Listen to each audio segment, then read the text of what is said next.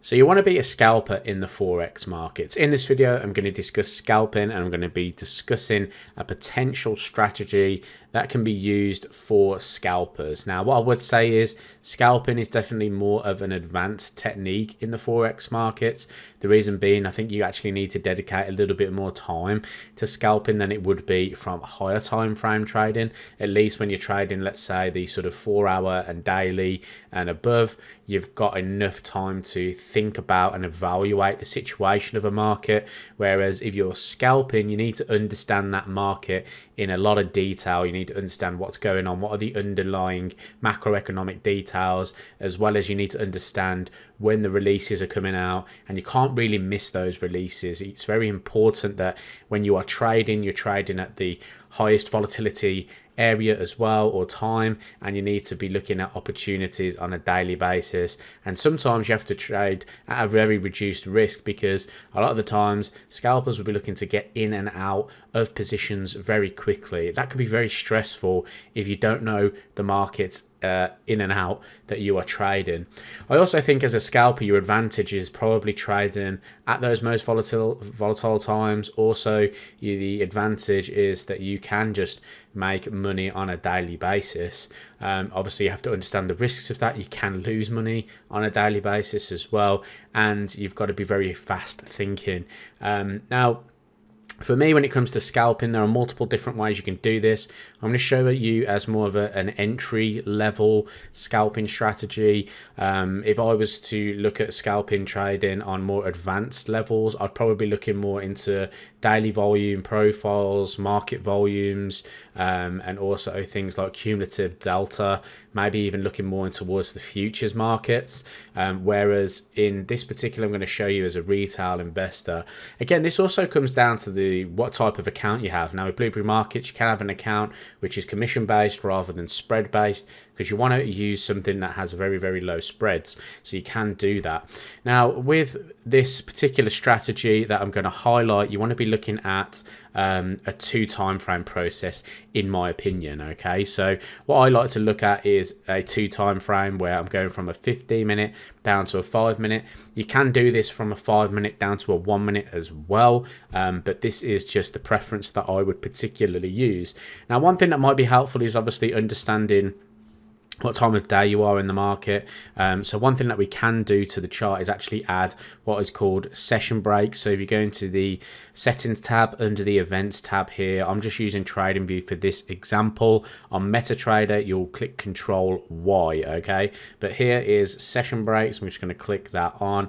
I'm just going to make sure that they have appeared on the second chart. If not, we can just add those session breaks to here as well. So you've got basically a 5-minute time frame here, and we have a 15-minute time frame on the left hand side. Now, if I just open up the averages here, you can see I've got the same averages on each chart here. So I have a 50 moving average, which is the blue line, then the grey line is the 200 moving average, and then the white line is the 500 moving average.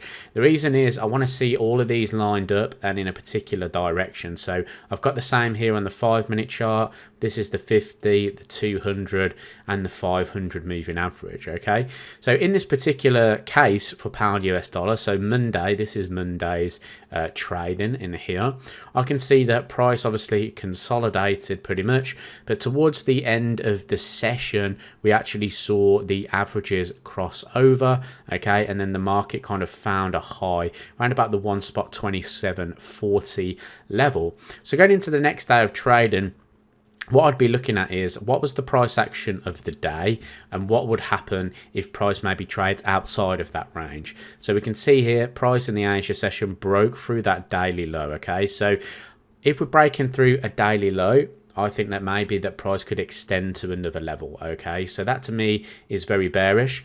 What I can see as well, obviously we have the 50, the 200 and the 200 and the 500 moving average all in a row here, and that's all important on this higher time frame here. So remember, this is the 15-minute time frame. This side is the 5-minute time frame. Okay, so I want to be looking at, if my 15-minute is telling me that I'm looking for bearish ideas, then I'm looking for short opportunities on my 5-minute time frame. Okay, and there's two ways you can do this. First of all, we can look at how price reacts at the 50 moving average. So I can see here, price comes in, we reject, we push to the downside. Let me just zoom in there a little bit so I can just show you what happened here this morning.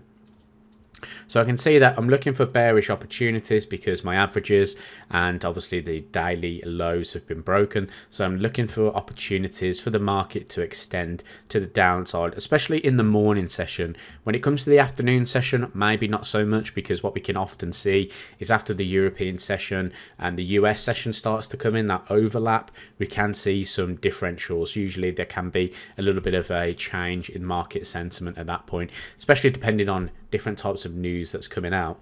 So we can see here, price comes into the 50 moving average. It has a very strong bearish rejection. That's good. That's step one. Essentially, I want to see price continue in that downward phase. What we then would identify is levels of resistance. So we could either mark up that previous high in here, or just look for any kind of opportunities you see within that area. Ultimately, I want to see price come back up to that 50 MA again, reject it, close below, which is exactly what happens in this particular candlestick here. So if I was looking to scalp today in particular on this sort of occurrence here, I'd be looking to get short on that bearish candlestick in here, and then I'd be looking to trade down either to the lows of the day, or I'd be looking to try and hold this as much as possible to see if we can kind of continue to break lower. If anything, what I would probably do in this situation is, as price makes a new low, I'd bring my stop loss to the previous low. So I'd be at break even here.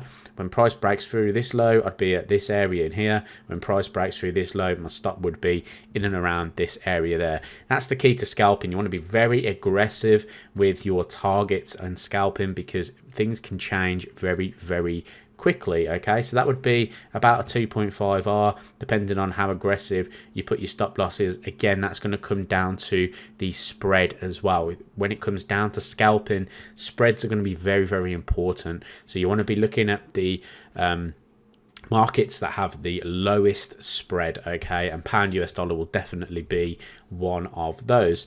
Now you can see here, obviously price is pulling back. We're in the afternoon session at the moment, heading in towards the US session, so this is something that you can see.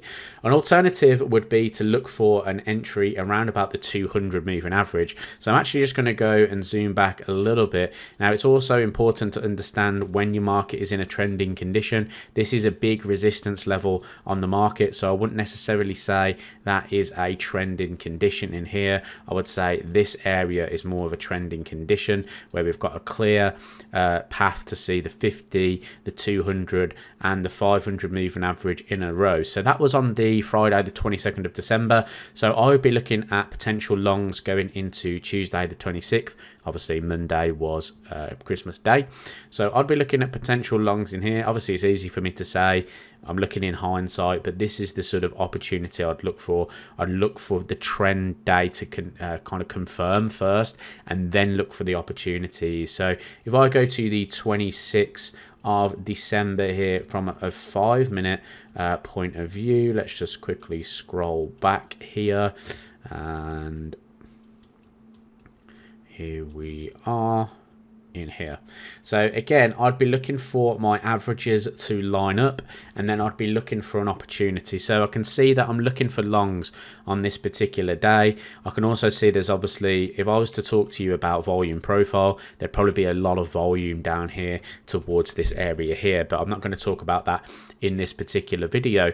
But I can see we have the 50, 200, 500 in a row.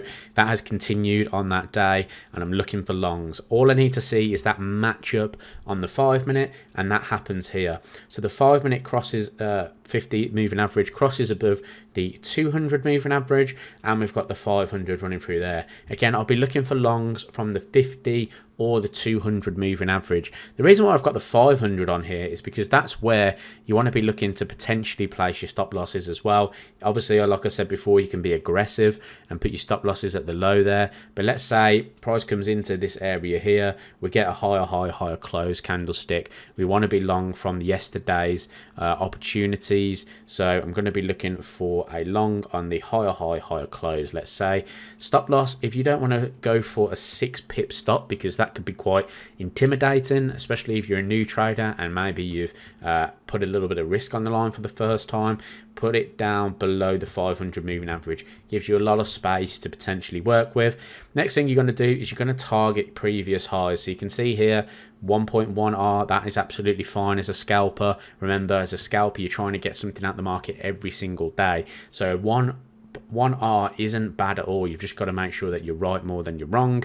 Alternatively, you could look to just do what I talked about earlier, which is if price breaks a new high, move your stop loss to the upside. So eventually you want to be putting your stop loss below each new low that is formed in the market, and in that case you may extend your risk reward ratio to at least sort of 2R or even 1.7R in this particular occasion. Again, the next day price pushes down in the morning. We then get to see a little bit of a push up in the morning as well, and then we get the crossover in the averages. Prices come all the way down here. We get a nice little sort of head and shoulders pattern. We get a crossover again, and the market turns to the upside. So as a scalper, I would be looking for a 2 time frame process where I'd want the higher time frame that I'm using to agree with my lower time frames. Okay, you can obviously incorporate higher time frame support and resistances in that, and I would kind of say you should do that because you don't want to be caught on the wrong side of the market. If anything, watch your daily time frame. Is it a bullish close? The next day could then likely continue into another bullish close, so then you could look at the potential opportunities surrounding that. So hopefully that all made sense. If it did, hit that subscribe button. I'll see you in the next video.